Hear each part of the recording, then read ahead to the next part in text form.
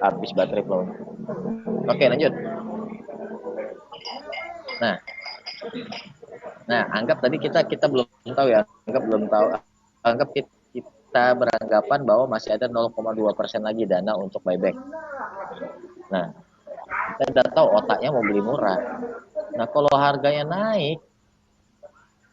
naik lagi nih si Ramayana, bisa nggak saham treasury-nya dikeluarin 5% itu dikeluarin, 4,98% itu dikeluarin di market? Bisa. Karena saham treasury tujuan utamanya untuk cari keuntungan dari kenaikan harga sahamnya. Akan tertekan. Kedepannya ini akan tertekan. Kalau otaknya si tukang buyback ini maunya dapat murah, tapi kalau otaknya tukang buyback untuk menyelamatkan harga sahamnya enak. Kita numpang buybacknya itu terbang tinggi dia. Tapi kalau tujuannya nurunin harga saham kayak namanya gini ya berat untuk naik. Terus pertanyaan tadi, Pak, bagaimana kalau ternyata laporan Q2 keuangannya bagus dan kemungkinan bagi dividen gede atau apa segala macam ke depannya kayak begitu. Nah, Pak, market action discount everything, Pak. Market action discount everything. Kalau si orang dalam ini udah tahu laporan keuangannya bagus dan kemungkinan besar harganya bagi dividen atau apa segala macam ke depannya, harganya nggak dibanting kayak gini, Pak. Market action discount everything.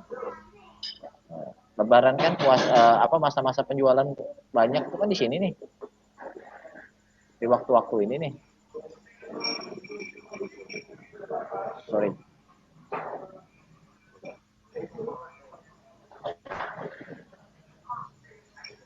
Nih, di waktu-waktu ini nih.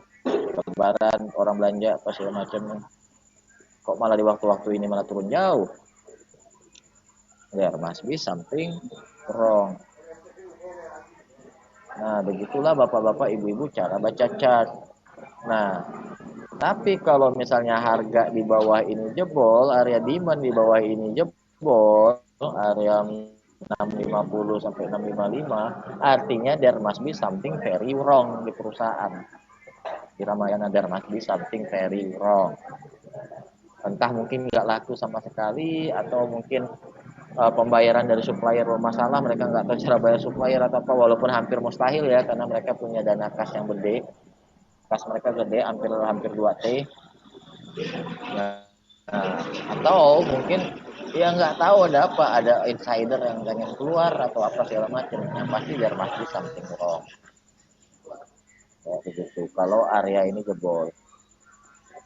Nah, jadi istilahnya saya memang bukan insidernya Ramayana, bukan. Saya bukan insider Ramayana, saya bukan akuntan publik Ramayana, saya bukan siapa-siapa. Cuma dari chat doang kita bisa tahu kira-kira kinerja perusahaannya sekarang lagi gimana. Orang dalam nangkepin Ramayana ini lagi gimana, otaknya lagi Pak Juta, boleh nanya nggak? Kesimpulan saya tadi berarti pergerakan harga itu bisa dikerek oleh dua ya. Yang pertama big player with big money yang tadi spekulan berduit besar, sama emiten sendiri ya, itu ya jadinya ya. Iya Pak, betul. Oke.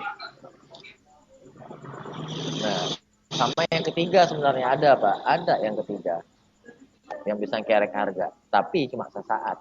Siapa Pak? Itu adalah trader. Kita ini retail ini jangan remehkan juga duitnya. Kalau retailnya bersatu apa segala macam, seminggu narik harga bisa. Bener nggak Pak? Oh, kayak di LPPF saya sama kawan-kawan pernah iseng gitu. Iseng gerakin LPPF gerak naik 12%. Kita tahan. Mampu kita nahannya berapa hari. Habis itu ya KO juga, ambrol juga. Kayak gitu. Cuma kita tahu there must be something big di dalam LPPF. Nah, ini mengenai logic behind supply and demand, logic behind support and resistance. Logic behind supply and demand di otaknya para bandar, otaknya big fund atau big player, sama otaknya investor kecil. Saya cerita soal LPPF. Oke. Nah, ini Ramayana kita udah tahu ya ceritanya ya. Saya harap teman-teman dapat pelajaran dari sini. Kenapa saya pede banget pom LPPF pada waktu itu. Satu, yang pasti yang saya mau sampaikan, saya disclaimer dulu ya, saya disclaimer. Satu, saya nggak tahu informasi apa-apa dari bandarnya LPPF. Itu udah pasti satu. Yang kedua, saya nggak ada afiliasi sama sekali. Saya nggak tahu apa segala macam ini karena murni pure kebaca otaknya si emitennya LPPF ini mau ngapain. Dari chat doang kebaca otak. Mari kita buka Matahari Putra Prima. Saya harap kalau rekan-rekan ngerti mindset yang mau saya bagiin sekarang kayak gitu, itu rekan-rekan bisa ngajarin orang lain gitu, atau misalnya bisa dipakai di emiten manapun. Kalau rekan-rekan bisa nganalisa, kalau kata Pak DHM Mansori itu, kalau trading by corporate action tracking issue itu gampang, simple, cari tahu aja, ini baca aja, analisa aja si emiten ini perlu sahamnya atau perlu duitnya. Kalau perlu duitnya, simple mah, harga sahamnya pasti dikerek naik. Kalau perlu sahamnya, simple juga, harga sahamnya pasti ditekan turun. Nah, kalau saya bacanya pada waktu itu adalah seperti ini. Di LPPF saya baca otaknya si emiten ini mau ngapain, itu dari sini. Kalau Ralf tadi udah kebaca ya, udah habis ternyata dananya. Dana bebeknya sudah habis. Atau target udah hampir tercapai lah. Udah 4,98%. Terbukti dari demand area yang seharusnya kalau misalnya dana tuh baik-baik tuh masih ada, seharus pasti mantul di sini kalau dananya masih ada, karena mereka kan harus beli tuh, udah ada SOP-nya. Ya kan enggak, ternyata dananya udah sedikit, mungkin jaga-jaga aja. Dan ditambah lagi ternyata emitennya memang pengen barang murah kayak gitu. Walaupun dananya masih ada, dibiarin aja, mau ditekan harganya. Kebacakan otaknya. Kira-kira kedepannya gimana, Ral? Saya paling bolak-balik sini-sini aja gitu. Kalau ada institusi masuk, naik harganya, kalau enggak turun. Pak, kapan dia mau naik lagi, kapan dia mau turun lagi? Belajar sama Pak Renhard enggak? Soal time cycle, beliau udah belajar dari saya gitu. Ya Pak Rega kan, tinggal pakai Square of Nine kan, atau PTS dapat kan? Si Ramayana, lumayan kan, berapa belas persen setiap kali dapat sudut-sudutnya. Oke, lanjut, PPF.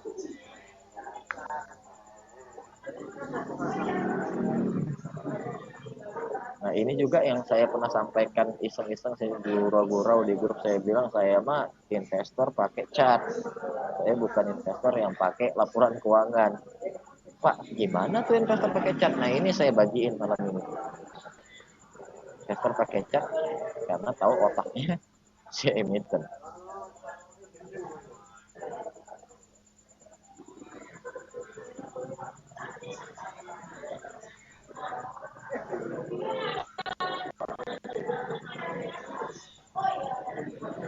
Ini garis iseng aja nih, garis iseng doang ya.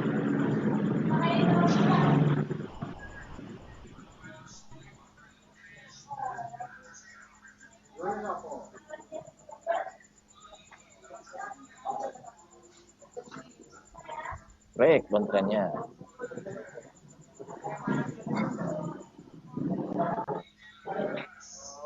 Naik kenceng.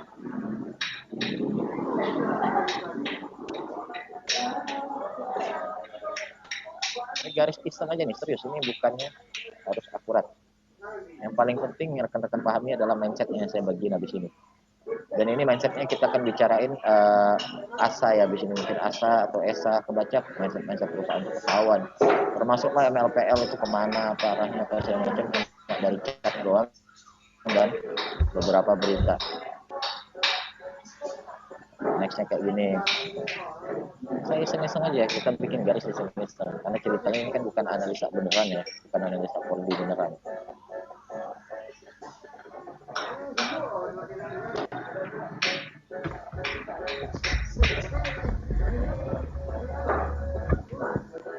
Nah, waktu itu berita apa yang saya tangkap?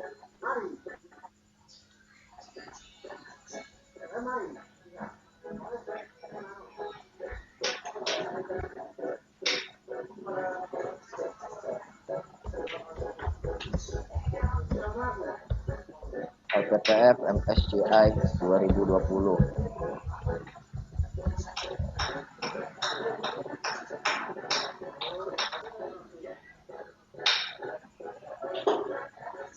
Sepuluh 11/2020 beritanya.